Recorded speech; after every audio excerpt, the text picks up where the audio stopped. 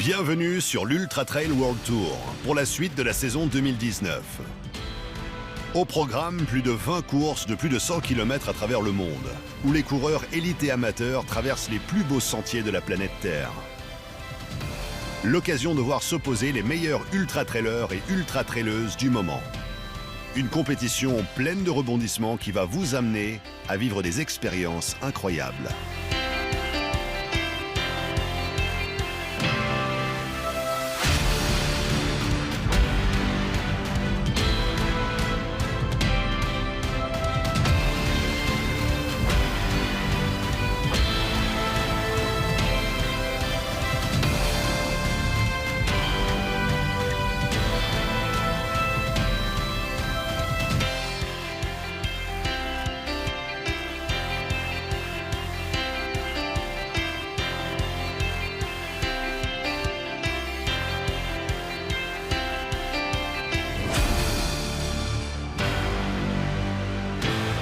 De l'Océanie aux Amériques, en passant par l'Europe ou l'Afrique, sans oublier le continent asiatique, c'est un voyage exceptionnel à travers les 5 continents.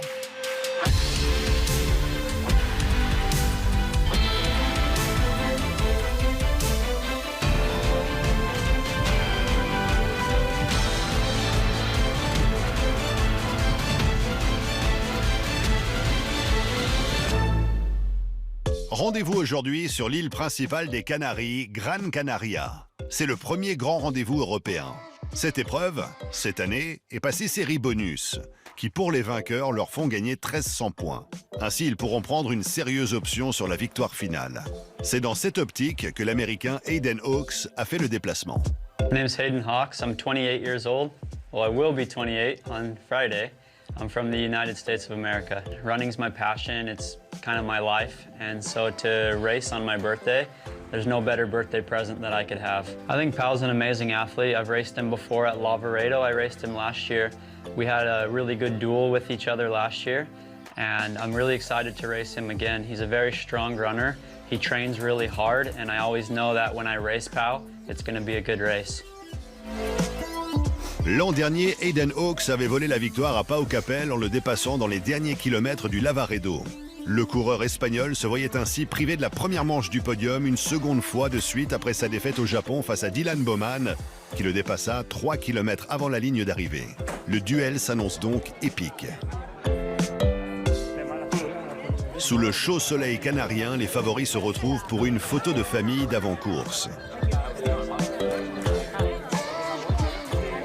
Parmi les présents, on retrouve Hawks, Fernanda Maciel, Caitlin Gerbin, la championne de l'Ultra Trail World Tour l'an passé, Miao Yao, accompagnée de son compagnon Chiming. Et bien sûr, une belle armada espagnole avec Pau Capel à sa tête. I'm ready, to compete again in Gran Canaria, and the weather is perfect here, so I hope that the race will be good because the feelings are okay today. So we will try to do the third victory in Gran Canaria.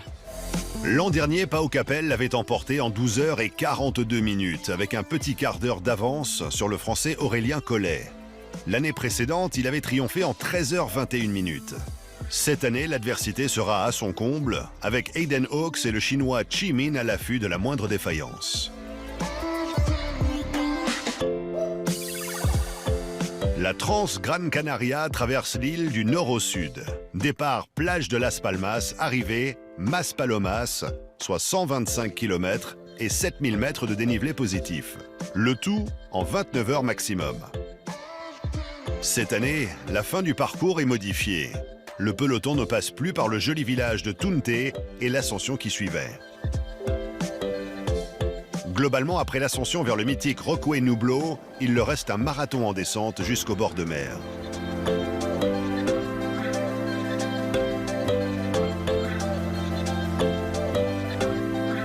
La Trans Gran Canaria s'élance à 23 h, quasiment l'heure du dîner pour les Espagnols, ce qui signifie que même les plus rapides vont passer une nuit à courir. Une difficulté supplémentaire pour l'ensemble du peloton.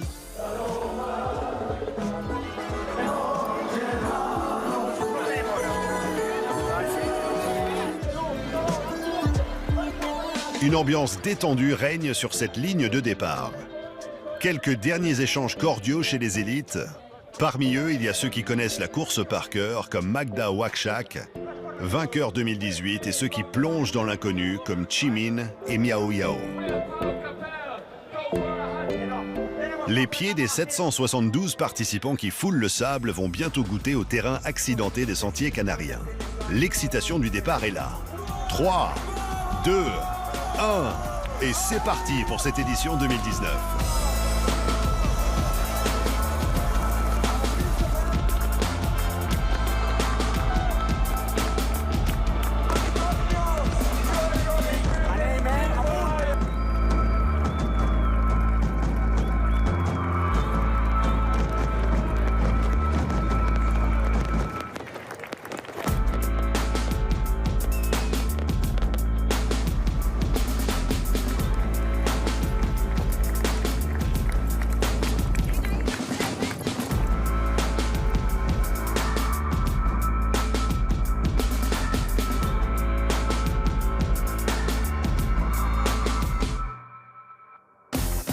Pau Capell ne fait pas de course d'attente.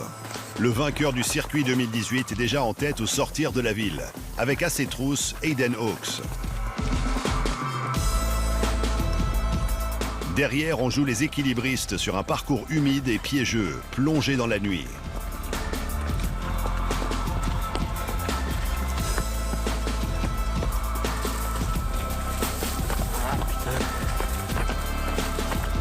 La chinoise Miao Yao ne semble pas très à l'aise sur ces sentiers gorgés d'eau, mais malgré tout fait la course en tête.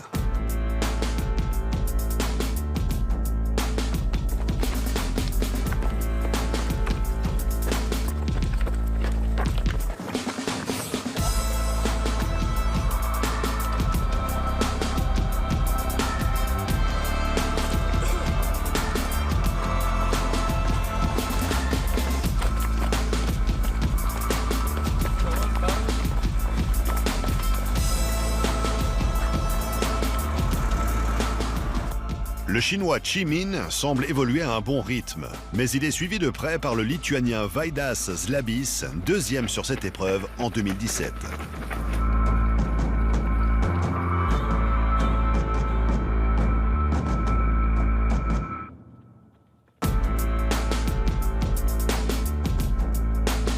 Pau Capell et Hayden Hawks, eux, ne se quittent plus. Ils évoluent côte à côte dans la nuit. La nuit, il est toujours plus rassurant et sécurisant d'évoluer à plusieurs.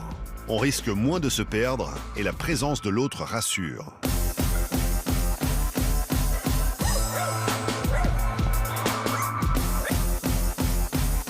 À plusieurs minutes de Miao Yao, l'américaine Gerbin et la polonaise Wakshak, tenante du titre, complètent le podium provisoire, auquel peut aussi prétendre Fernanda Maciel.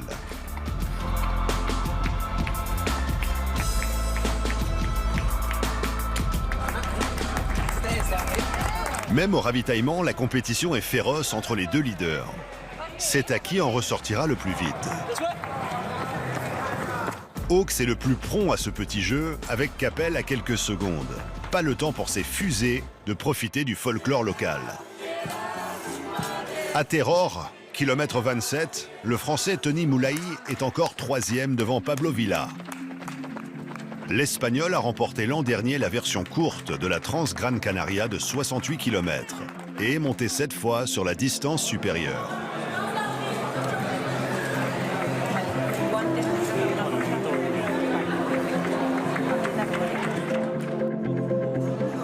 Hugo Ferrari veut tenir sa place dans le top 5, menacé par le Portugais Luis Fernandes. La course tournera court pour le Chinois Chi-Min. Les piles de sa frontale sont vides. Son assistance n'est pas là. Il essaye de faire comprendre aux bénévoles son problème technique en utilisant un traducteur chinois-anglais sur son téléphone. Mais personne ne peut le dépanner. Et il se résout à l'abandon, à Terror.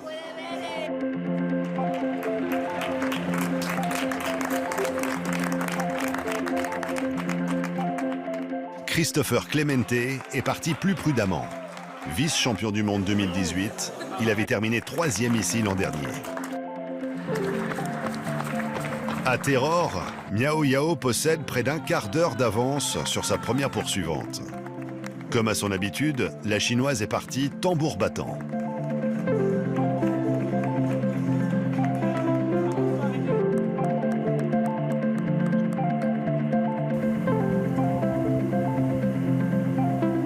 Hayden Hawks est désormais esselé dans la nuit profonde. Son rythme semble moins soutenu sur ce terrain sec et rocailleux. Tout le contraire de Pau Capell, qui rythme ses pas à l'aide de ses bâtons et semble plus rapide dans cette portion ascendante.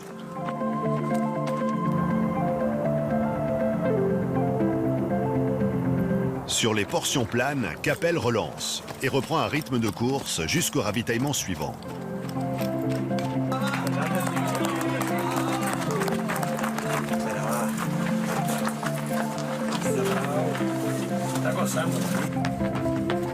La différence de rythme est frappante entre Capell et Hawks, signe que l'un prend l'ascendant sur l'autre.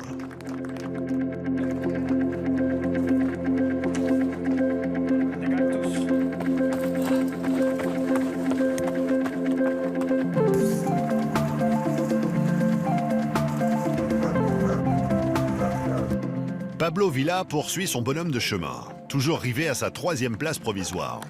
Il aborde ce ravitaillement avec une certaine maîtrise, signe d'un bon état de forme.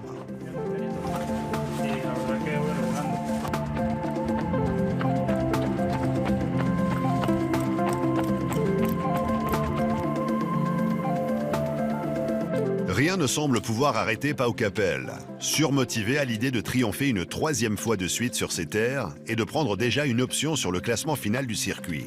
Bourreau de travail et d'entraînement, l'Espagnol est arrivé parfaitement préparé pour la première échéance de sa saison.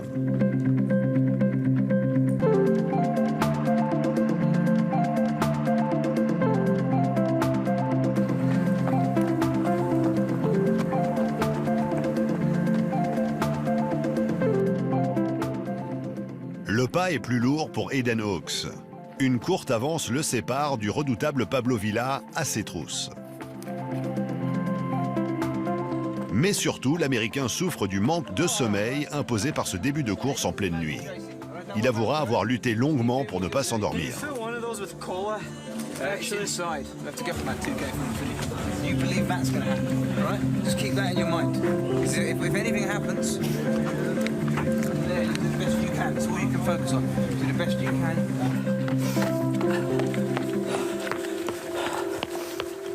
Par contre, une grande sérénité semble se dégager de l'attitude de la Polonaise Wakszak. Une bonne gestion de course qui lui fait prendre la pole position et ainsi laisser la Chinoise à la 2e place.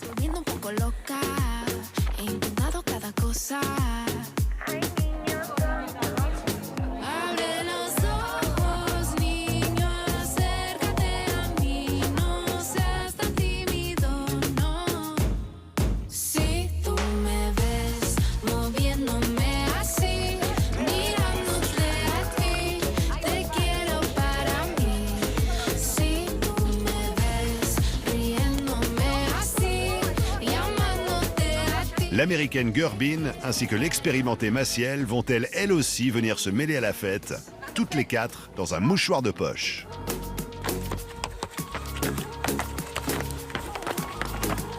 Yo tengo mucha experiencia, te gustaría mi presencia. Yo tengo mucha experiencia. Ay, niño tonto. Te gustaría estar en mi vida, porque yo soy muy divertida. Te gustaría estar en mi vida. Ay, niño tonto. Abre los ojos, niño, acércate a mí, no seas tan tímido. Le jour se lève à peine lorsque le leader Pau Capell aborde le fameux Rocco Nublo au kilomètre 83,5. Un monolithe de basalte de 80 mètres de haut, posé à 1810 mètres d'altitude, emblème de l'île. Quasiment le point le plus haut de la course que Capell atteint après 8 heures et 20 minutes de course. Il semble désormais insaisissable. Si tú me ves moviéndome, si tú me ves moviéndome, si tú me ves moviéndome, si tú me ves Pablo Villa est passé en deuxième position. Il a dépassé Hawks dans l'ascension menant au Roque Nublo. Si tú me ves moviéndome, si tú me ves moviéndome así, mirándote a ti, te quiero para mí. L'Américain arrive en troisième position au sommet à 3 minutes de Villa et 40 minutes de Capel. La messe semble dite pour la victoire. Il reste une bonne quarantaine de kilomètres à Hawks pour espérer refaire son retard. Si tú me ves moviéndome, si tú me ves moviéndome, si tú me ves, abre los Il va devoir aussi résister au retour de Clemente, qui passe 12 minutes derrière lui au sommet. hasta ti, mi Julien Chaurier, lui, pointe désormais à la 5e place. me ves moviéndome. L'année dernière, Pau Capel avait mis, je crois, 12h45, il y a quelque chose près. Donc, je pense que ça sera à peu près dans les mêmes temps. Donc, le parcours a été un peu changé. Là, j'en ai parlé avec Pau, il me disait qu'il y avait 2-3 petites variantes par rapport à l'an passé. Donc, à savoir si ces variantes vont faire gagner ou perdre du temps, c'est difficile à dire. Au niveau de sa course, l'année dernière, ils étaient vraiment deux avec Aurélien Collet. Ils se sont vraiment tirés la bourre et tout le long. Donc, au niveau du rythme, je ne pense pas qu'il ait eu beaucoup de temps mort l'an passé. Si cette année, il n'y a pas de temps mort, je ne pense pas que ça aille beaucoup plus vite pour autant. Te gustaría estar en mi vida. Parti prudemment, Julien Chaurier a effectué une excellente deuxième moitié de parcours pour se positionner désormais dans le top 5. Abre los ojos, niño, acércate a mí, no seas tan tímido, no. Si tú me ves moviéndome así, mirándote a ti, te quiero para mí. Si tú me ves riéndome así, llamándote a ti, te quiero para mí. Si tú me ves moviéndome, si tú me ves moviéndome,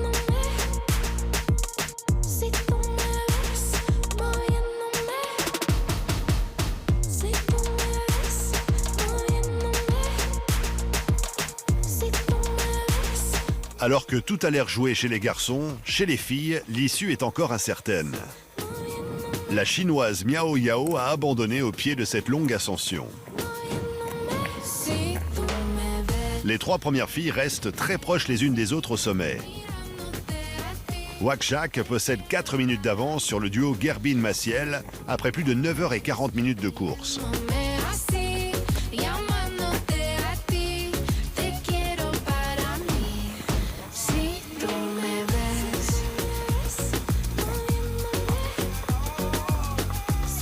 Yeah, I was in second place. I didn't see Kathleen, the American, because for me she was like third place, but far away. And suddenly I was surprised that I saw Magda there, and probably were like just 3 minutes like difference. And then I saw the American girl just behind me, so it was good to see how close we were. And but then after Garagnon, I still in second place, but the last descent I couldn't follow the American.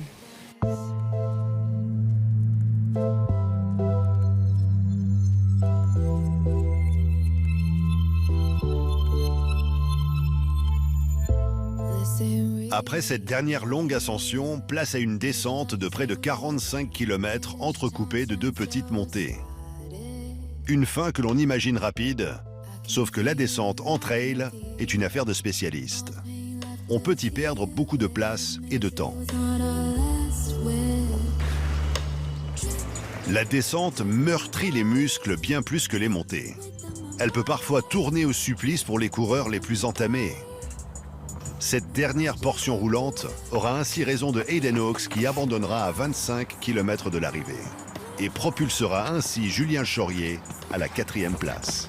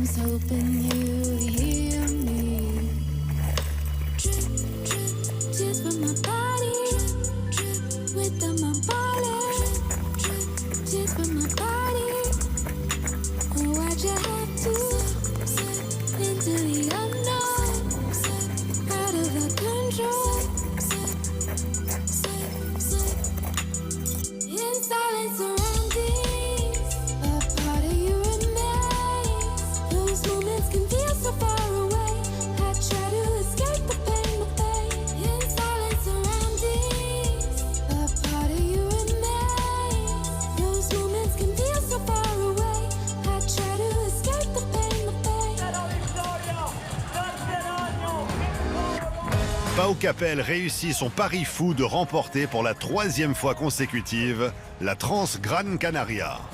Son temps final, 12h42 minutes à la minute près, comme l'an dernier.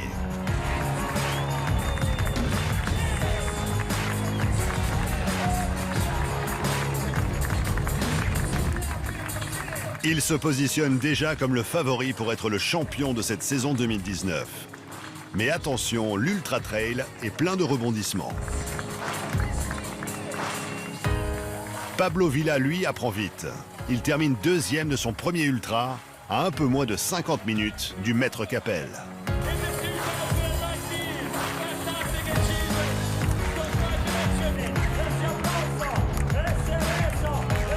Troisième, Christopher Clemente verrouille le podium pour l'Espagne. Le triomphe ibérique est total.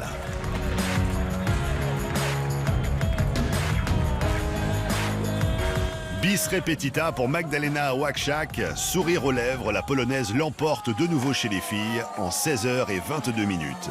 Une athlète de l'Est particulièrement à l'aise dans les conditions sèches des Canaries.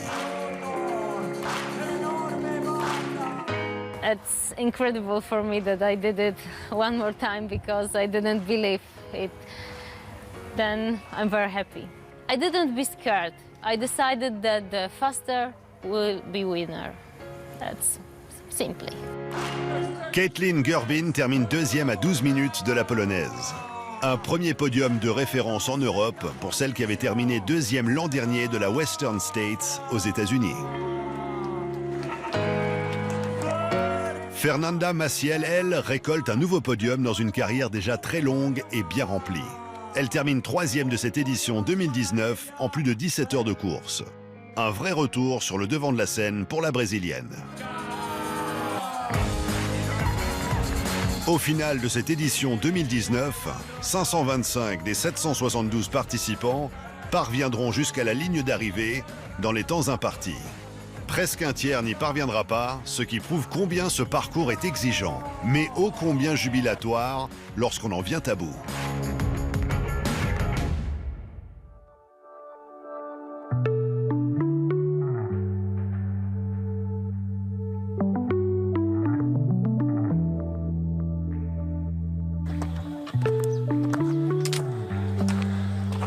J'ai pas envie de les détruire dans la descente. Donc, si ça te dérange pas de les choper. Pendant que les premiers fêtent le moment, la course, elle, n'est pas finie et se prolongera une nuit de plus pour les derniers. Dans les paysages magnifiques de Gran Canaria, une longue lutte contre soi-même s'instaure. Lorsque le corps ne peut plus, parfois la tête insiste et vous pousse au-delà de vos limites. C'est ça aussi, l'Ultra Trail World Tour.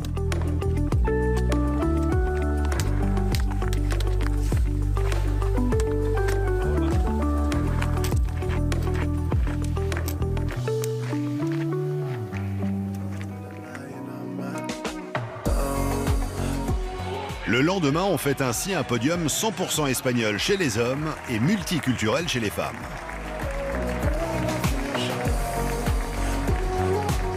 I don't remember what I was feeling, but I only wanted to run fast in the first part of the race. I didn't want to do a group because this was dangerous for me during the race, so I preferred to start fast, maybe with Hayden. I thought that he could run with me. And then during the race, try to push a little bit more in the harder part of Trans Gran Canaria to try the third victory. The goal is the UTMB. I want to do a good job in UTMB, so this is the main goal. And then for Ultra Trail World Tour, I will run also in Patagonia Run, in Mozart 100. So we will see in these races, but the main goal is UTMB and try to do my best in this race because I think it's the best race of the calendar of the year.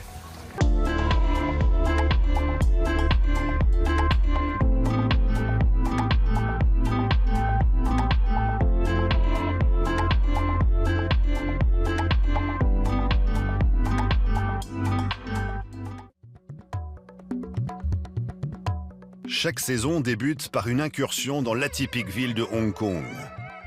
En quelques années, Le trail y est devenu un vrai sport national. Hello, I'm Samantha. I'm from Hong Kong and I'm an ultra runner. I started running when I was very young, like 13 years old.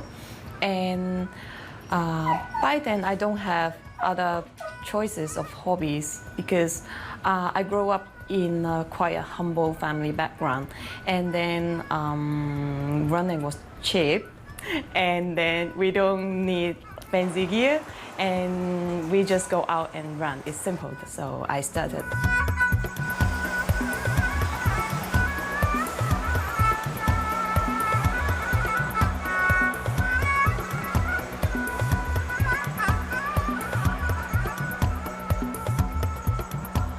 The best memory for Hong Kong 100 was my first race. My first Hong Kong 100, it was 2013, I guess. I don't remember.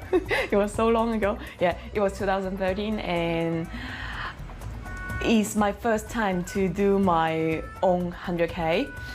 And I was quite worried at the very beginning because I don't know whether I can finish it or whether I would feel lonely or scared at the night. And when I finished it, I find that, wow, it's very enjoyable. And then I did it far better than I expected.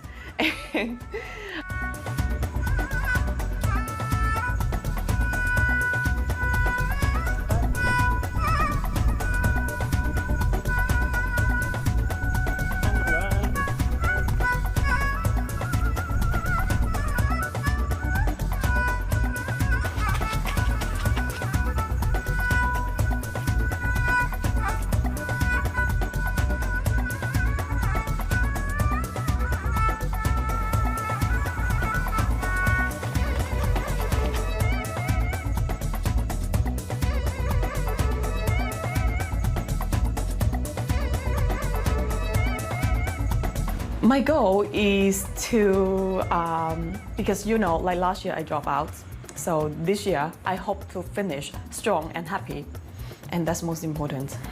Yeah, I don't want to calculate or stress myself because of the time, because I need to hit some goal in some checkpoint. It's too much, so I just want to enjoy it.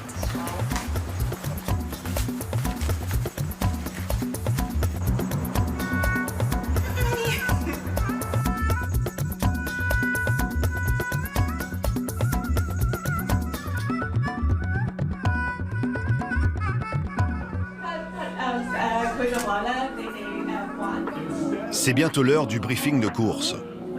Le moment où les athlètes se retrouvent, échangent entre eux ou avec les organisateurs sur le parcours et les conditions. L'occasion de faire aussi un point sur les forces en présence, les favoris de la course. Chaque année, la course attire de plus en plus de compétiteurs professionnels de toute la planète. Cette édition encore en fait la démonstration.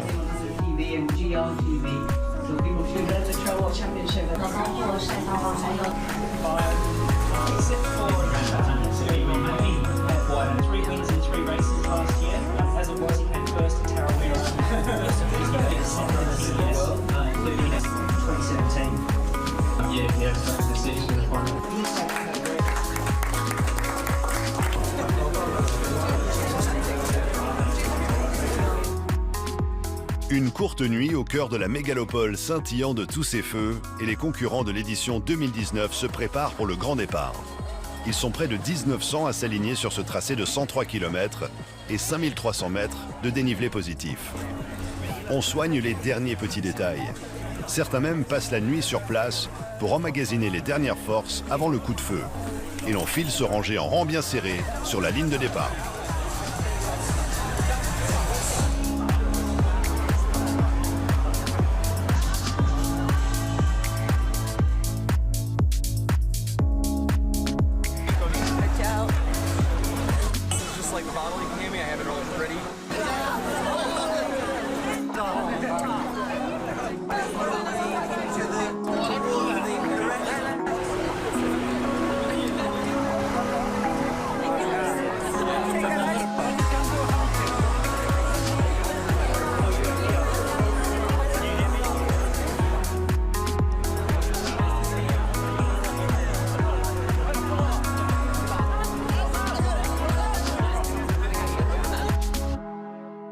n'y a pas qu'en Europe que le trail a explosé. En Asie également, il s'est démocratisé. Les Chinois notamment sont apparus en nombre dans les pelotons. À Hong Kong, ils sont venus prouver leur valeur au monde entier et défient les stars américaines ou européennes.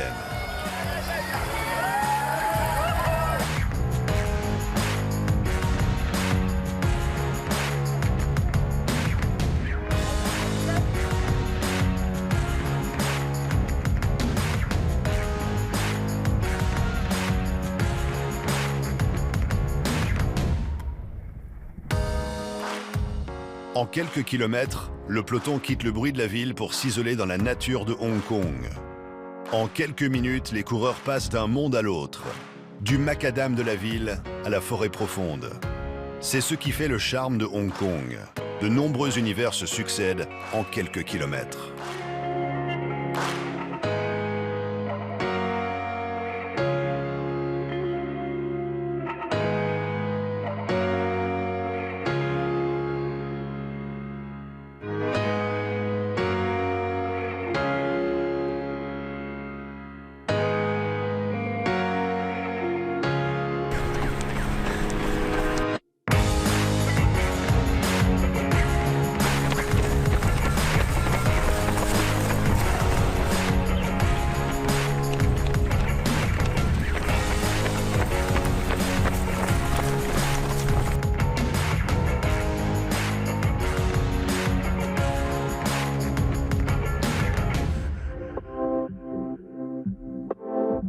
Entre deux portions de forêt, le peloton replonge sur les plages de sable fin, en bordure d'océan.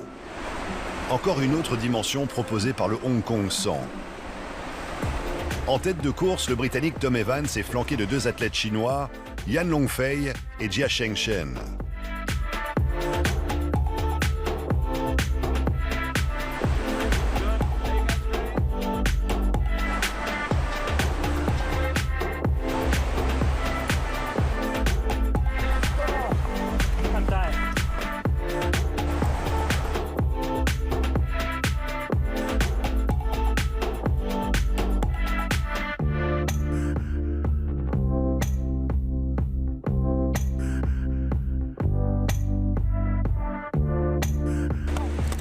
Chez les filles, le petit gabarit de la chinoise Yang Chulu fait merveille dans le sable et sur le relief escarpé du littoral. Tout comme celui de sa compatriote Xiang Fushao en deuxième position.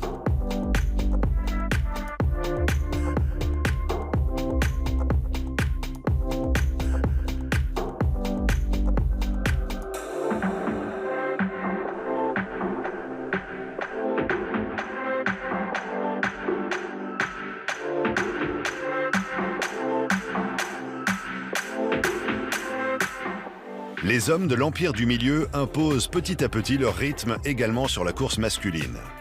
Tom Evans ne peut bientôt plus suivre la cadence infernale des Chinois.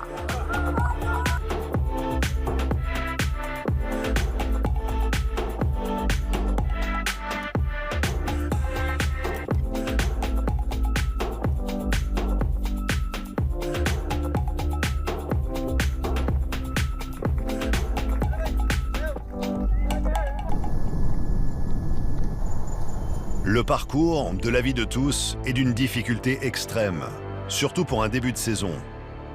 On enregistrera d'ailleurs près de 600 abandons, soit 10% de plus que sur l'édition précédente. Car si la première partie du parcours est roulante, l'essentiel des difficultés et du dénivelé se concentre sur les 45 derniers kilomètres, avec notamment des milliers de marches taillées dans la pierre ou la terre à digérer. D'où la nécessité de bien doser son effort. À ce petit jeu-là, les coureurs chinois sont intouchables.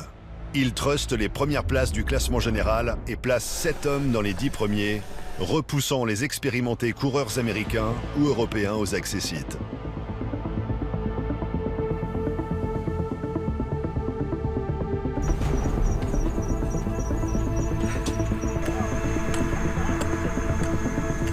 Chez les filles, la domination chinoise est la même. Au final, les Chinois occupent les 3 premières places de chaque podium, tant chez les hommes que chez les femmes, et confirment leur progrès rapide sur les formats longs.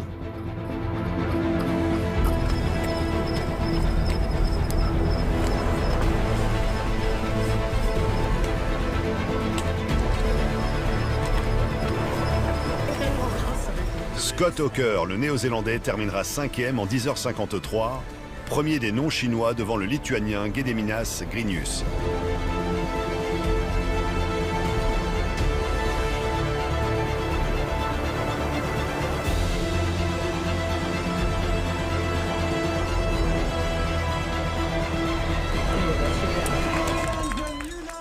Aucun des deux ne pourra faire jeu égal avec Jia Cheng-Chen, vainqueur 2019 en 10h22 minutes.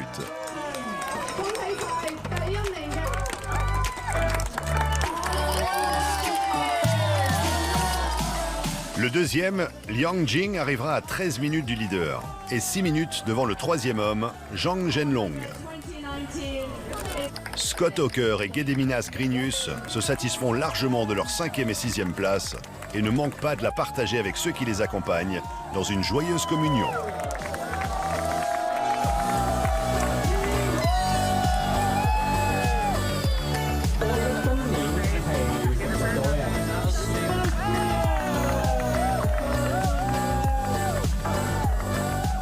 Yang Shu-Lu termine son 100 km comme elle l'avait commencé, en boulet de canon, et l'emporte chez les filles en 11h43 minutes devant deux autres compatriotes, elles aussi, aux anges.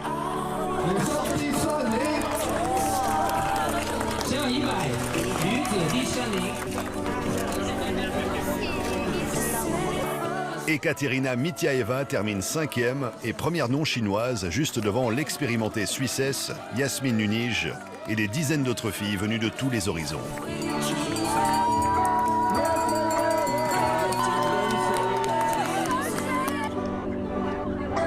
觉得很满意，因为尤其是赛道的志愿者，我觉得我应该特别感谢他们。天气很热，然后我觉得他们很辛苦，对。然后成绩的话，因为今天也是，就是天气比较热，还有赛道也做了一些更改吧，然后这个成绩我觉得很满意，对对对。我还是在看日程，因为今年我看了一下有很多站嘛，我觉得下半年完全有机会去，对。321号，恭喜你 ，Congratulations！ 那感觉挺开心的，因为第一个首本嘛，而且感觉香港这边的就是也是第一次来参加，感觉赛道就是挺好，还有就是好多人就是像那种旅游的呀，就是这边的好多人都会在徒步呀什么的，都会喊你加油呀、让路呀，感觉就是都挺好，感觉挺。 Jusqu'au bout de la nuit, les arrivées se succéderont pour la plus grande fierté de tous ces valeureux finishers, parmi lesquels Samantha, qui aura réussi à vaincre une nouvelle fois.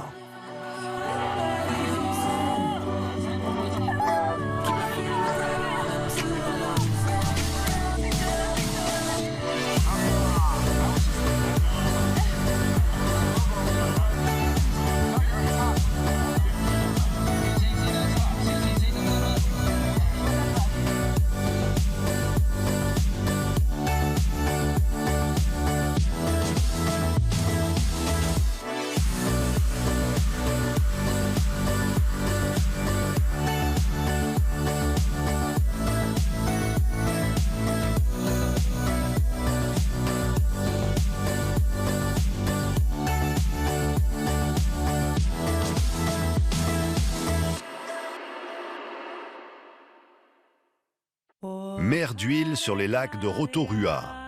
Bienvenue dans la quiétude de la Nouvelle-Zélande, où se dispute début février la deuxième étape de l'Ultra Trail World Tour. Une immersion dans la culture maori et dans les forêts primaires locales.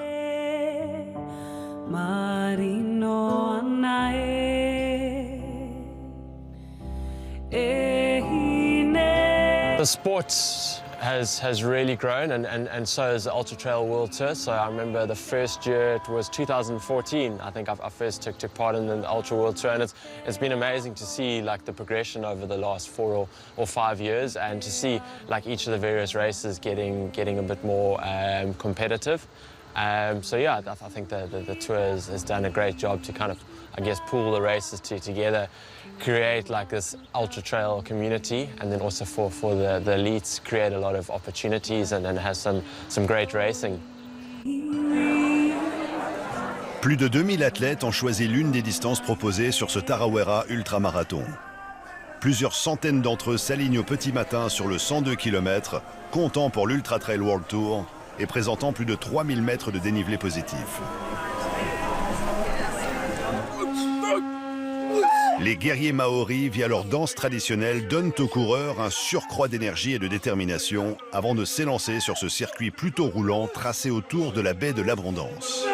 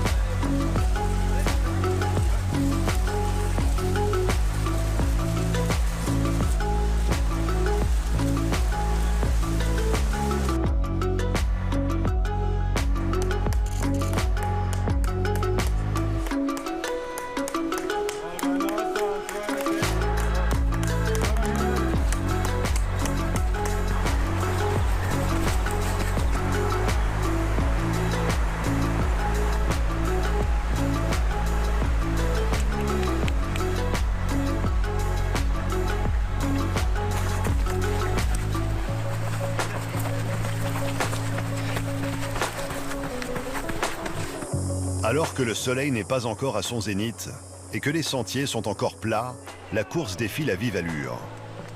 Bien loin du rythme habituel constaté sur un ultra-trail. Les foulées des coureurs les guident rapidement dans les forêts exotiques du pays, où coulent 1000 rivières et se déversent des dizaines de cascades.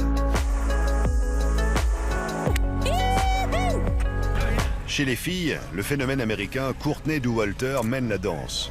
3e de l'Ultra Trail World Tour 2018, l'Américaine fait sa rentrée sur cette épreuve, visiblement en pleine forme, un grand sourire aux lèvres.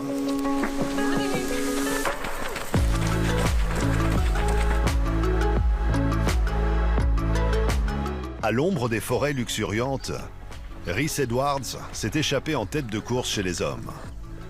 Il s'avance dans la forêt avec quelques mètres d'avance sur Cody Reed et un groupe de 3 poursuivants qui n'ont pas baissé pavillon. Courtney Dauwalter, habituée à courir des 200 miles, monte peu à peu en puissance au fil des kilomètres. So excited to be here and explore the trails.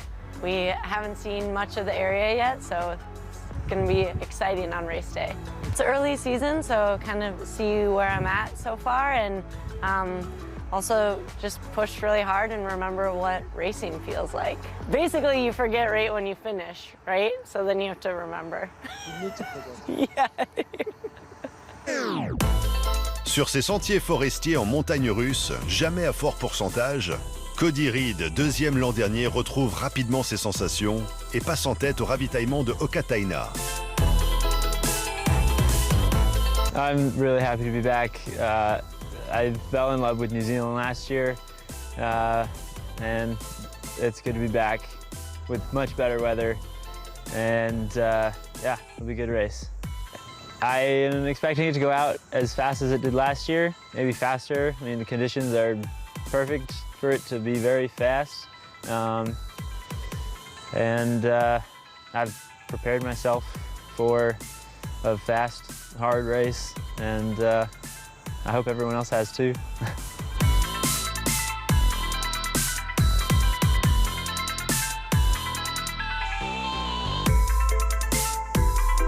Sur ce terrain rapide, Edwards, marathonien en 2h16, fait des merveilles. Ancien athlète de la piste, lui aussi, David Byrne tente de limiter les dégâts sur sa course fétiche. Mais Charlie Ware et Harry Jones restent menaçants.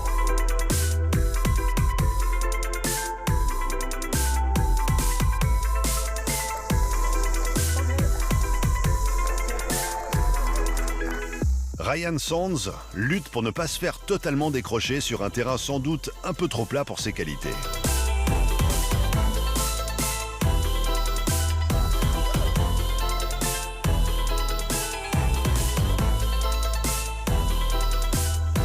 Chez les filles, Courtney Dauwalter semble avoir créé des écarts irrémédiables, mais ne néglige pas pour autant ses ravitaillements pour espérer finir en beauté.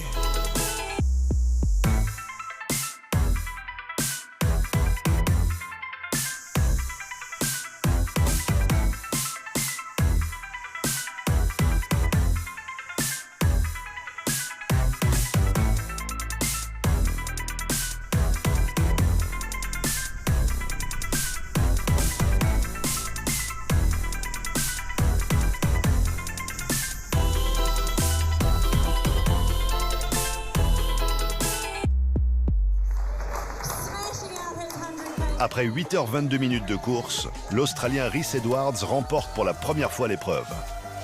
Belle performance pour un premier ultra. Il reçoit ainsi la traditionnelle bénédiction du peuple maori.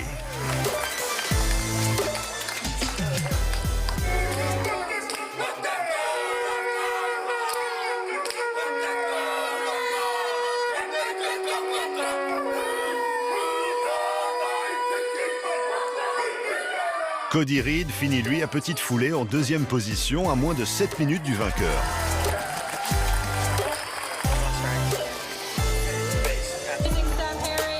Le Britannique Harry Jones poursuit sa progression entrevue l'an dernier sur l'Ultra Trail World Tour en montant sur la 3e marche du podium et en devançant Charlie Ware, Ryan Sands et David Byrne. I can't believe I've run the kind of for that 8 hours or more than 8 hours. It kind of flew by, but yeah, it's just an epic day and that course and the competition. I couldn't have had a better debut or first experience. People were telling me I was closing, but he was always just out of sight, and I thought, oh, geez, I'm not really closing on him. And it was honestly when he was standing next to me in the aid station at Blue Lake when I was like, okay, maybe I actually can potentially win this. La victoire de Courtney Dauwalter, elle, est aussi éclatante. L'Américaine termine 8e du classement Scratch devant des centaines d'hommes en 9h28 minutes. Une performance époustouflante qui lance merveilleusement sa saison.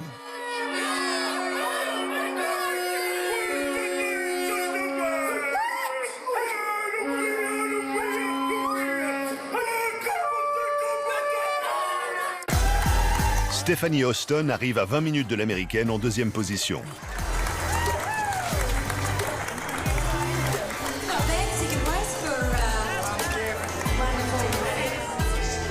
À la 3e place, une surprise, la Française Angélique Plaire qui franchit la ligne avec Sangay Sherpa, une figure de l'Ultra Trail mondial. Je suis vraiment battue sur les deux premières étaient intouchables, clairement, parce que sur les portions roulantes, elles avaient une allure de dingue. Ce que j'ai un peu moins, moi je suis plus montagne. Après, Fiona est revenue un peu sur moi et c'est là où la course vraiment a commencé. C'est que je me suis mis dans mon petit rythme de confort et quand Fiona est revenue, là j'ai dit il faut que je donne tout pour rester sur cette 3e marche. Voilà. Le soleil va bientôt se coucher sur la baie de l'Abondance et offrir un peu de répit aux coureurs encore en course pour de nombreuses heures. Partis dans la noirceur du petit matin, les moins rapides vont finir dans la noirceur du début de soirée, mais toujours animés de cette même abnégation, qualité première de l'ultra-trailer, qu'il soit élite ou amateur.